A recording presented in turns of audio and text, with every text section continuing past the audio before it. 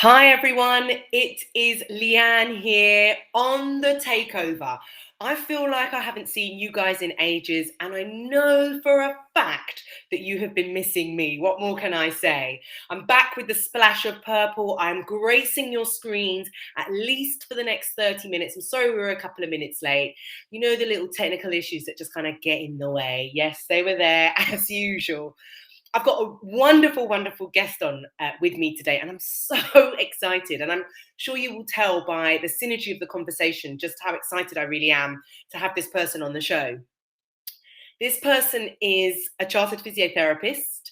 They are, like me, very passionate about life itself, almost in a way that is electric. It's contagious, the energy.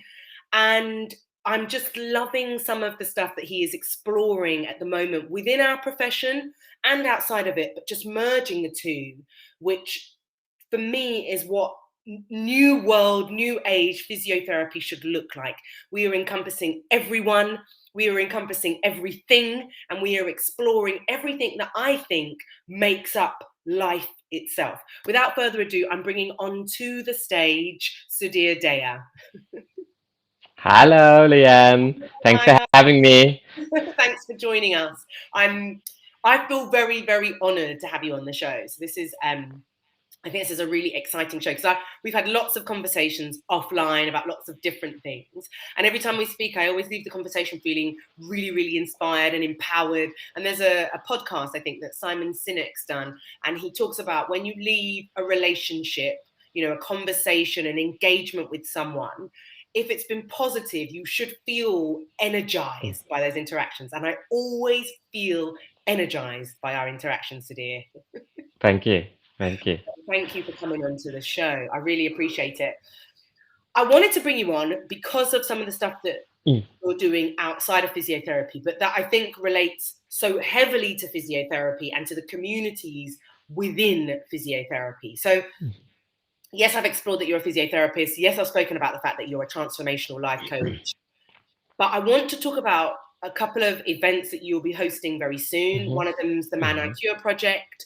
I mhm. want to talk about some of your work in the LGBTQIA plus side of things.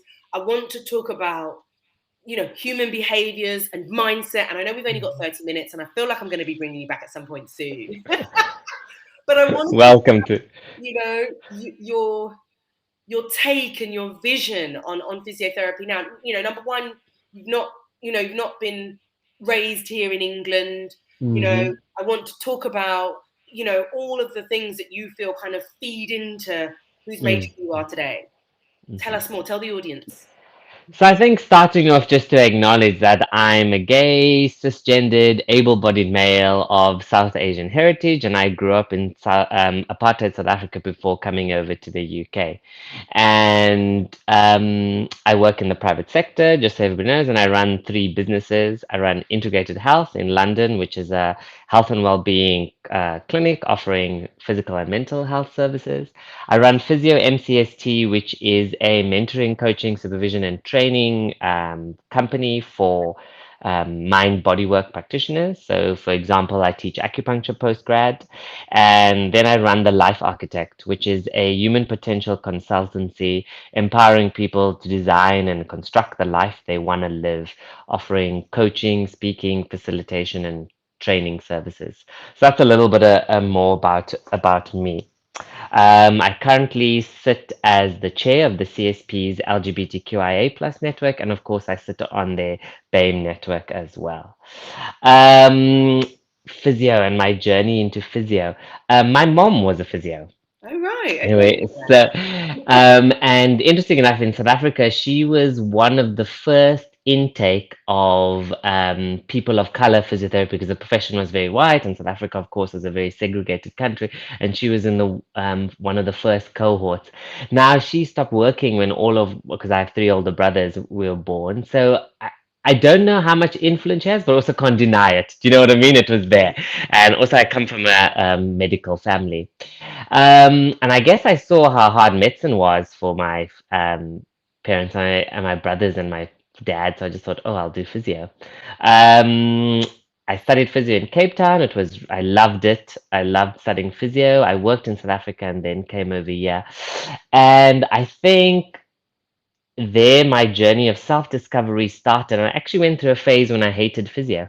I actually went to a career counselor and really thought, oh, I hate this profession. And it took me a long time to work out something that Ken Robinson talks about in his book, The Element. He talks about your tribe, but he actually divides your tribe into your domain and your field. The Mm. domain is what you do, like physio Yeah, and whatever, MSK, neuro, whatever. And the field is who's in it with you. And what I realized, I didn't hate physio. I just realized I wasn't doing it the way that I wanted it, and I didn't find my people who were doing it in that kind of thing because I felt physio was very, I mean, we went to a physio school which just trains you in that way, you know? And so it took me a long time, and hence I work in the private sector and do a lot of things collaboratively, independently rather than being employed because I love that freedom. I love it. I mean, I, the movement into identifying who you are as a person Mm, obviously means that you are picking people up on your journey, aren't you, all the time? mm, Because that seems to be the synergy with who you're with at the time. mhm, And then you realize that that's not you, or it doesn't bring out the best in you, or it's not what you want. And you move along and you meet more people. And you're constantly, I'm going to say, picking up and putting down people, mm, not in the literal sense, but in a way that every step, every time you meet someone, you're finding those people who belong to your tribe. And mm, for a long time, I did go to the BAME network mm, meeting many years ago, and I think people have heard me say this before. And I got dressed up thinking that when I got there, I was going to see loads of us. And I mm, like loads of black people. I was going to see loads of Indians. I was going to see loads of people of different colors. And when I got there were about 12 people in the room. mm, I was mortified. I could not understand where everyone else was. Like, you cannot tell me that I'm the only person of color and these other 12 or 13 people are the only people who want to have some kind of voice within what we do. And at the time, I just thought, you know what? Like you said, you wanted to do physiotherapy the way you wanted to do it, and you wanted to mm, express that in a way that and I wanted to. So when I mm, left that meeting, I thought to myself, maybe I'm not impactful enough to be able to make mhm, change, mm, in this way. So you know what? I'm going to go and play ball my way. And that mhm, then got me networking. And the networking then opened up doors to meet. I realized I didn't need to meet other physios to have mhm, conversations to build my business. Or yes, I could have clinical discussions with physios, but it didn't define me if I didn't mhm, roll around with a whole load of other physiotherapists. mhm, And the more I started to open up those avenues and those channels for communication, I started to, like you say, fall in love with the profession in a different mhm, way. Um, I'm so excited by your story. I feel like we could talk forever. And but what I think also gets me about it is that, mhm, and we've spoken about this off air, being gay, mhm, growing up in a divided world, mhm, yeah, mhm, being a minority, not being black and not being white, but being brown. mhm, mhm, All of these things potentially mhm, being challenges on your own self-esteem, mhm, mhm, and daily, not mm, like because somebody's, you know, cussed you or something, told you your nose is mhm, big mhm, or your forehead is too mhm, broad or you're too lanky or none of mhm, that. The stuff that would make you feel different mhm, to everyone every day.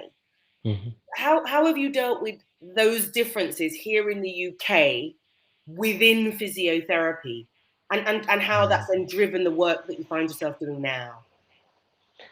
I think we must acknowledge shame, and particularly toxic Mm, shame comes up really thing in a world that is, with all its predominance of cishet, white, able-bodied, all that feeds you that who I was fundamentally wrong was it took a lot of work, and it continues to take work. I'm a work in progress. I continue to seek support, get help, because I have to unpack all these things. And I think there's a theme that runs across so many of these things, and I call it naming the unnamed. So making the invisible visible, making the unspoken spoken.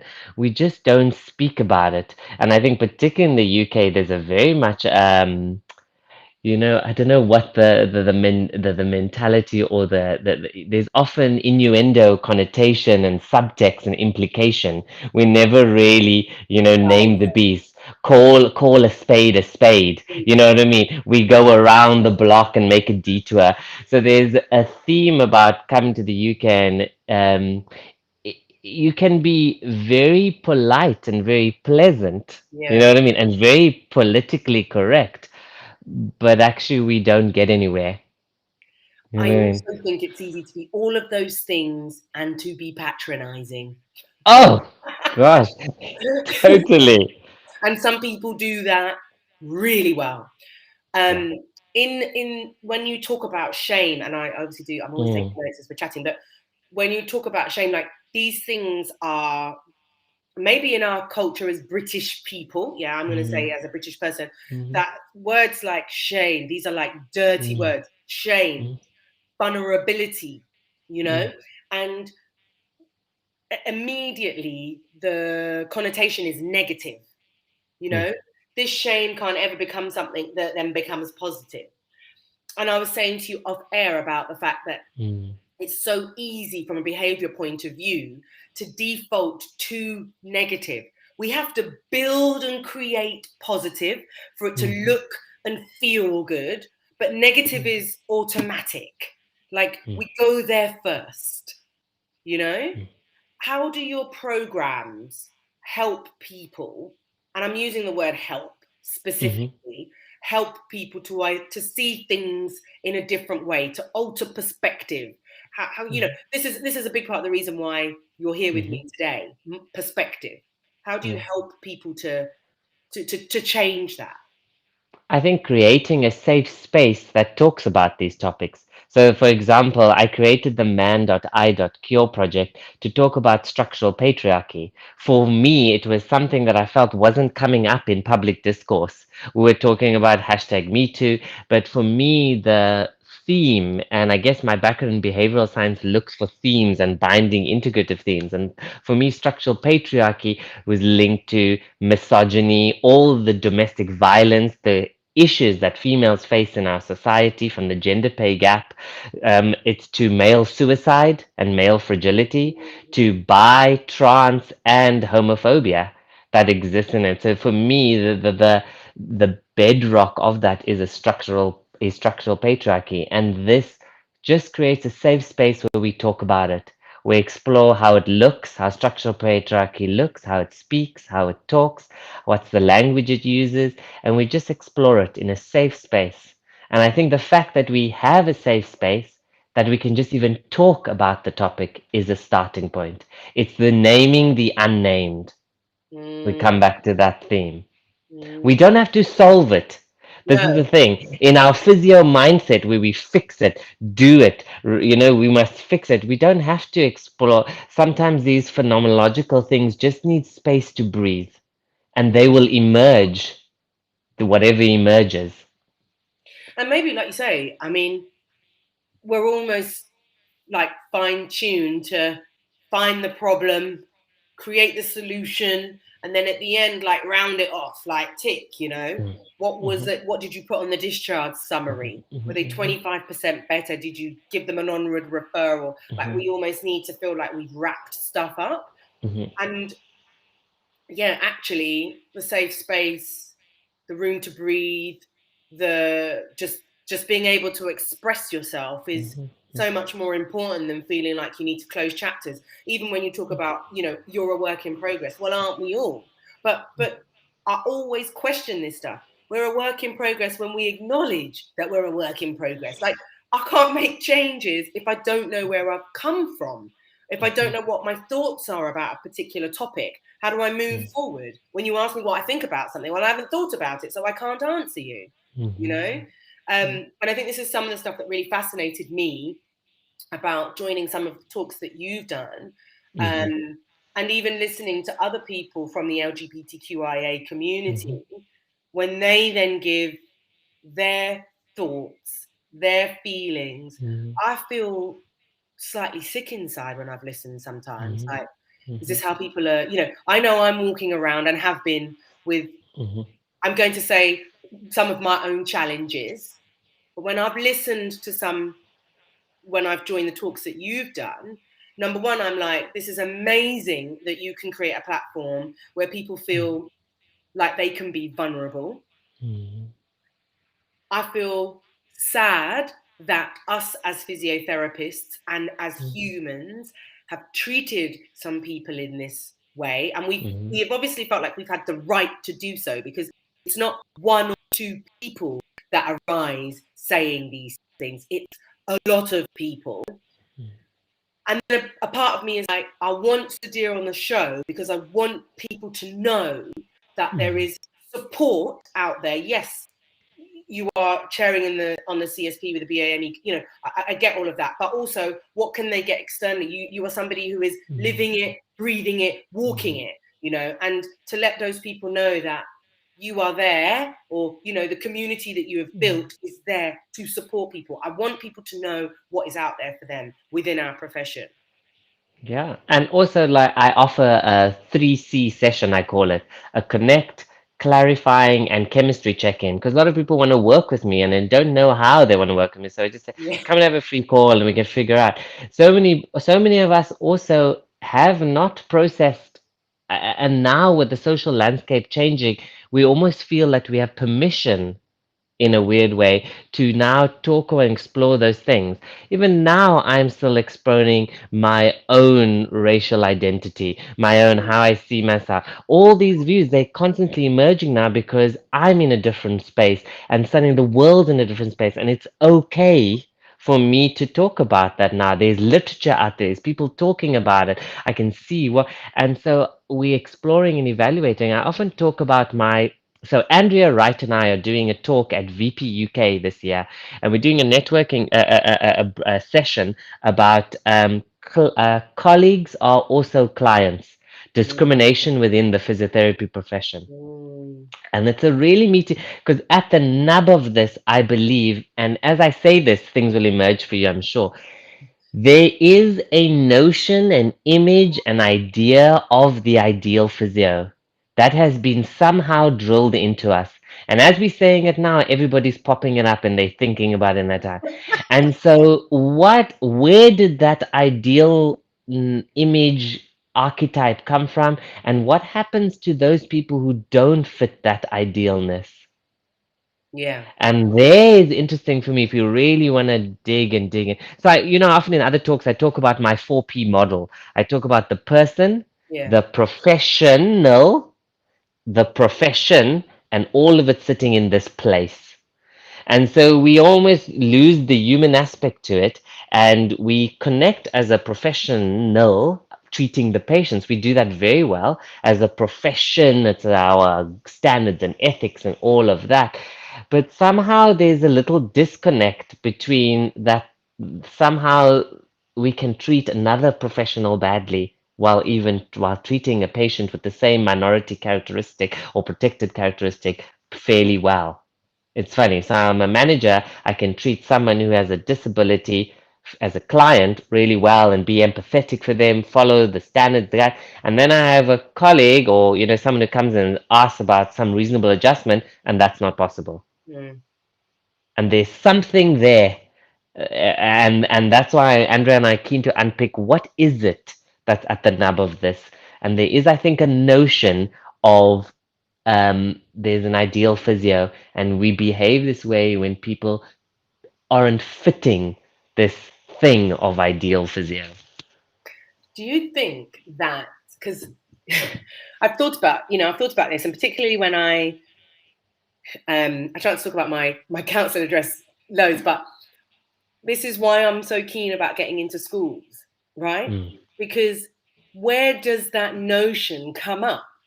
Now, mm, if I'm teaching you about this from 10, 11, 12, yeah, immediately the notion of what you think is ideal is gone, because mm, I didn't get to create it. mm. Do you know what I mean? Now, Totally.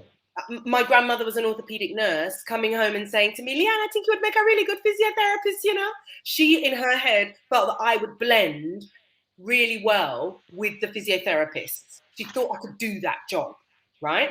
Now, at some point, you're right. There is a creation about an ideal. But I'll also say this about physiotherapists or people in care, people who work in caring professions. We have people on an ordinary scope doing a job every day. And we have people who say this all the time. I don't like my job. I really don't like my job. I don't enjoy going to work. I don't enjoy my shifts. I don't love it. I don't, yeah. We have people in jobs who say that all the time. You don't really hear people saying that in the caring profession.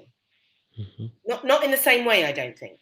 You might hear that they feel like they've got too much responsibility or that the job's a bit too demanding but the truth is this. There are some people who are doing the job that we do and they hate the job. They don't enjoy it, but it's what they've learned. It's what's paying the bills and they feel like they have no choice. So they're there. Yeah. Now, you're sitting in that space as that clinician, as that professional, and now you've got these people that you manage who need reasonable adjustments or who want to come and ask you a quick question. But at the heart of who you are, you're not really feeling the job. So now, how do you give that all your effort? How are you truly listening when somebody comes up to you with a need? You're not. Do you see what I mean? So when you're talking about what's at the nub of this, for me, how many of us are in the profession feeling like we get it, like we truly get whatever it is, you know, even as a phenomenon. What is it that you're supposed to be getting? And in the bit that in the place that you're standing, are you truly looking after the people that also are looking after you? Your colleagues will look after you. Yeah? Your patients, you have lots to glean from your patients. We know that this is all about life experience, isn't it? As we're treating our patients and building our own catalogue of events and things that are happening. So maybe some of us just aren't in that space. I don't know.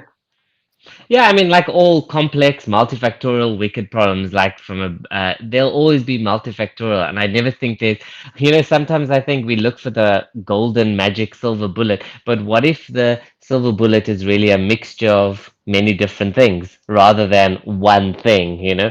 So while I mentioned like looking for it, it's an exploration into what are the factors at play, you know?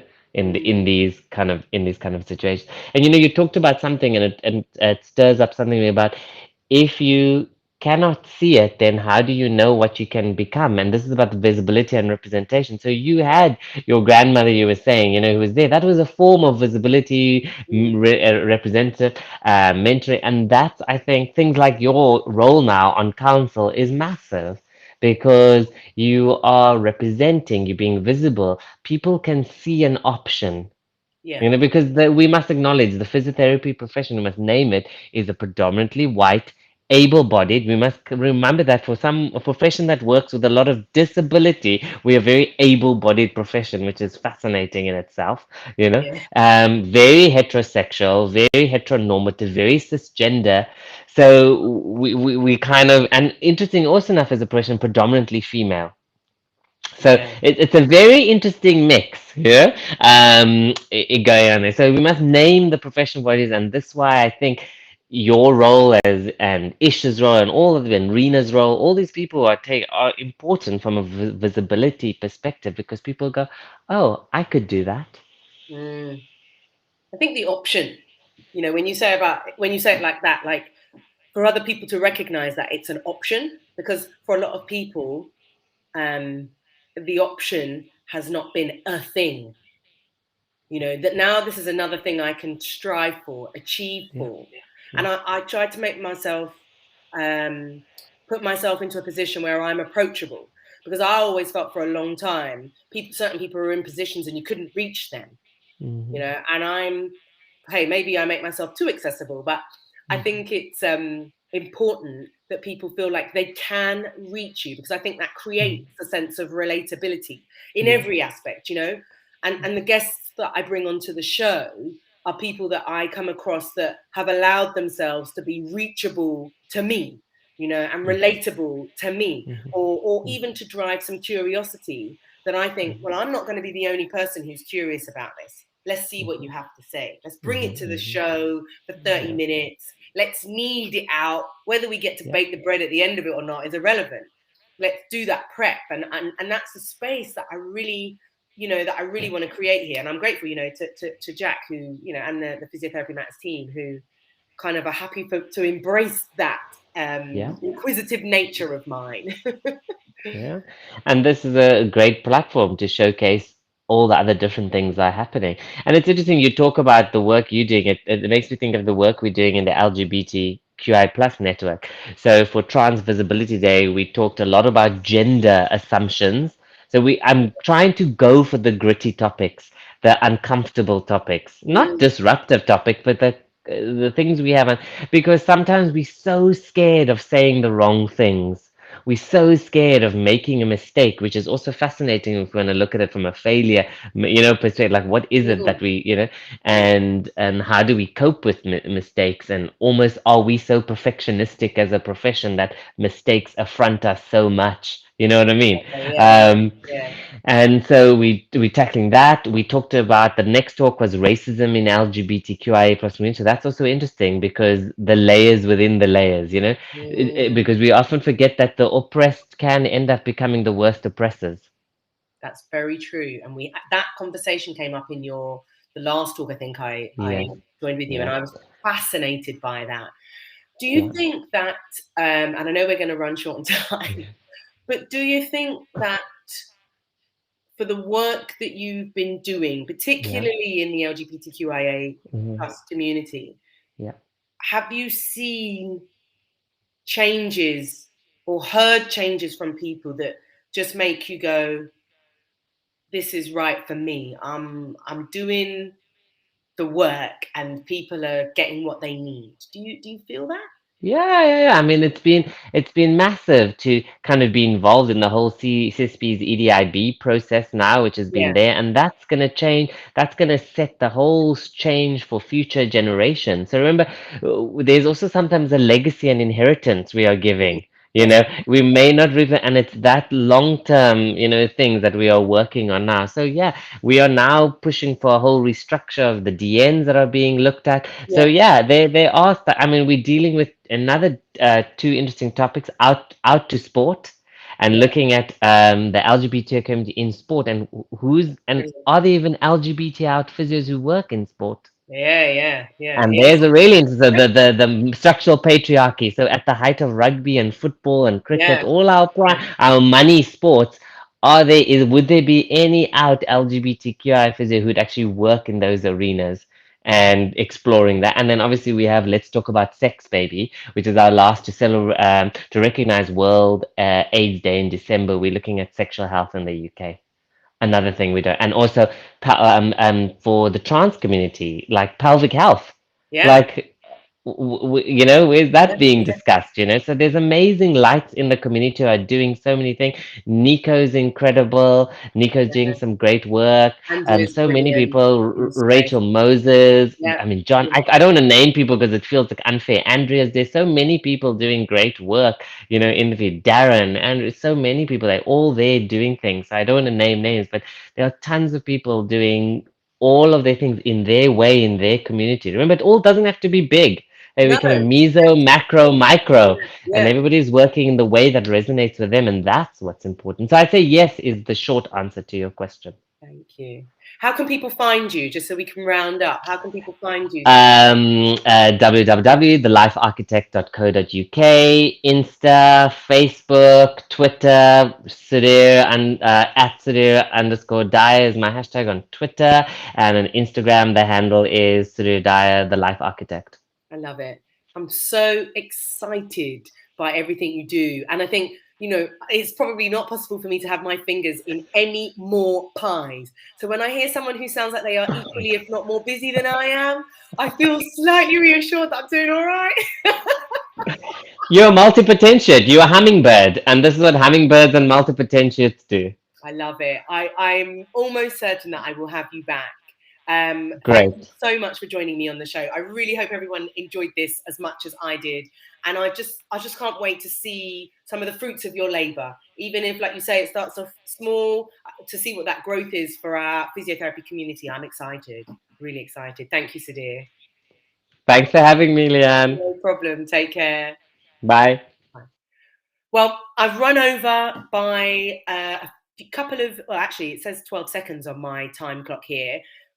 I loved that show. You guys know how passionate I am about human behaviors. I'm passionate about building self-esteem. I want to inspire, excite. I want to educate people. And I want to create a space where people feel safe to speak their truth and their mind.